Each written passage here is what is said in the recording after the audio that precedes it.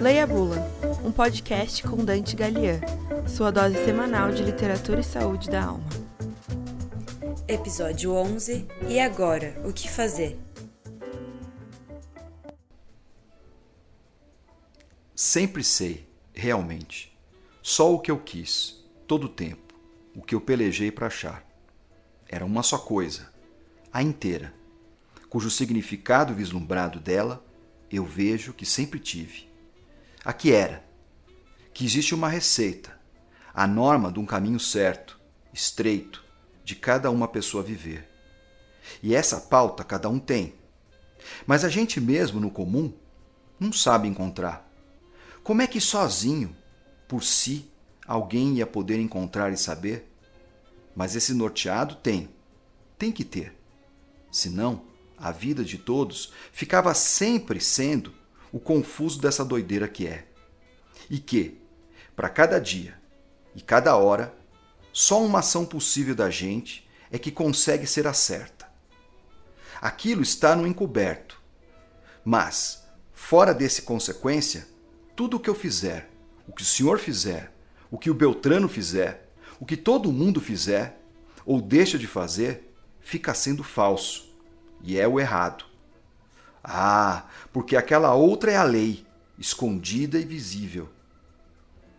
Ah, porque aquela outra é a lei, escondida e vivível, mas não achável.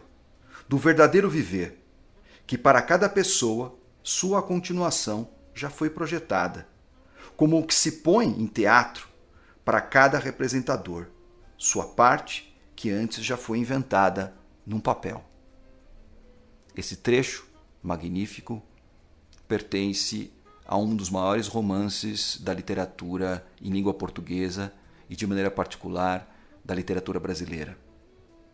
Trata-se de Grande Sertão Veredas, de João Guimarães Rosa. Talvez um dos nossos maiores clássicos. E nesse trecho, o jagunço Reobaldo está contando a sua história, no meio da sua história. Com quem ele conversa, o doutor, o senhor que o escuta e que de certa forma é o narrador da própria história, aquele que vai contar a história do Reobaldo para todos nós, essa história de uma aventura, de uma epopeia, de uma saga no sertão brasileiro, no norte de Minas, sul da Bahia, Goiás. E no meio dessas aventuras, no meio das consequências dos encontros e desencontros do sertão, as reflexões, as indagações de um homem em busca de si mesmo, em busca de Deus, em busca do diabo, fugindo do diabo. E esse trecho, em particular, que se encontra praticamente no meio do livro, do meio para o fim, é talvez uma das reflexões mais profundas e mais autênticas do ponto de vista filosófico. O que me cabe fazer em cada agora?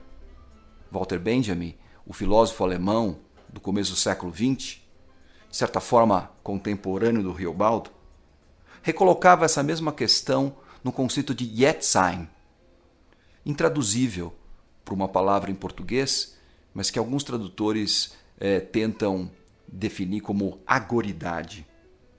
O que fazer em cada agora que te é dado no tempo? E como é que é possível encontrar essa coisa certa, essa norma, essa pauta que sozinho não se pode encontrar? A razão sozinha dá conta? Há alguma receita? Algum livro? Alguma norma determinada pela filosofia, pela psicologia, pela ética, pela história, que pode nos ajudar a saber o que fazer em cada situação concreta, determinada da nossa existência, na nossa história? Sócrates postulou essa questão no início da filosofia. O que é que nos impele para o bem?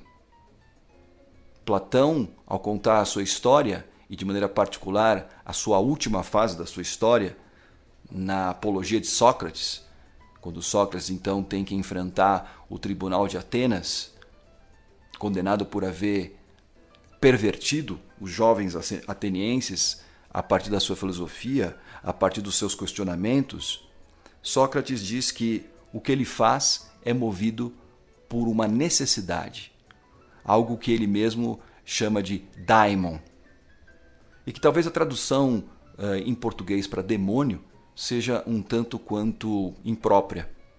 Esse daimon é exatamente essa força interior, aquilo que talvez modernamente a gente poderia traduzir por consciência.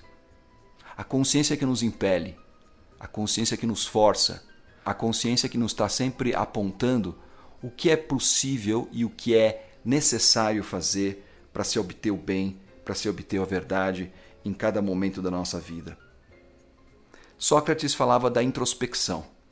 Sem dúvida nenhuma, a introspecção ela é fundamental para o encontro com essa consciência, com essa voz interior. Mas será que só a introspecção é necessária? Ou melhor dizendo, será que só a introspecção é suficiente? Será que só a introspecção sozinha é capaz de nos dar essa resposta? Para encontrar essa pauta de que nos fala o Jagunço Reobaldo? Ortega y Gasset, filósofo espanhol também do começo do século XX, dizia: eu sou eu e as minhas circunstâncias. Mal eu encontro uma resposta para uma determinada situação, para um determinado agora, para uma agoridade da minha vida, e as circunstâncias mudam. E o que valeu para a situação de ontem, ou para o minuto anterior, já não é mais válido para o momento do agora. Um outro grande escritor, também do século XX, esse em língua portuguesa, José Saramago, tem um conto encantador chamado O Conto da Ilha Desconhecida, que conta a história de um homem que vai em busca de um barco para chegar até a Ilha Desconhecida. E por isso ele interpela o rei do seu reino, pedindo esse barco. E quando o rei lhe pergunta: para que você quer um barco? E ele responde: para ir em busca da Ilha Desconhecida. E esse rei diz: as ilhas desconhecidas já estão todas conhecidas, já estão todas mapeadas. E ele diz assim: se estão todas no mapa, isso quer dizer que a que eu estou buscando ainda não está no mapa, portanto ela é sempre desconhecida. Sempre há uma ilha desconhecida a se descobrir, a se conhecer. E quando o rei interpela diante disso: o que você quer? Por que você quer em busca da ilha desconhecida? Ele responde de uma forma muito interessante: porque eu quero saber quem eu serei quando lá estiver. Eu acho que essa resposta ela vem muito ao encontro dessa indagação do Jagunço Reobaldo na obra do Guimarães Rosa. Não só se trata de buscar sozinho, mas ao mesmo tempo de saber o que eu sou em cada situação, o que eu serei quando lá estiver. Ao encerrar esta primeira temporada do Leia Bula, queria deixar essa indagação, essa questão absolutamente essencial e fundamental para todos nós. Aproveitemos esses tempos de solidão, de isolamento, para irmos ao encontro de nós mesmos, mas sem esquecer que sozinhos é impossível atravessar o sertão do autoconhecimento e da autorrealização. Para ir ao encontro de nós mesmos, precisamos ir também ao encontro do outro. E assim, nesse movimento entre uma margem e outra do rio da existência, talvez encontremos essa outra margem, essa terceira margem, citando aqui mais uma vez Guimarães Rosa no seu famoso conto A Terceira Margem do Rio.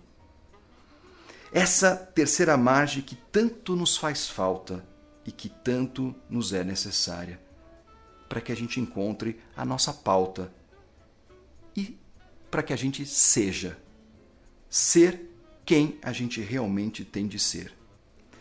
Que se trata de fazer aquilo que a gente tem de fazer, em cada agora, em cada instante. A nossa deixa na peça da vida que está sendo escrita. Leia Bula, um podcast com Dante Gallian, sua dose semanal de literatura e saúde da alma.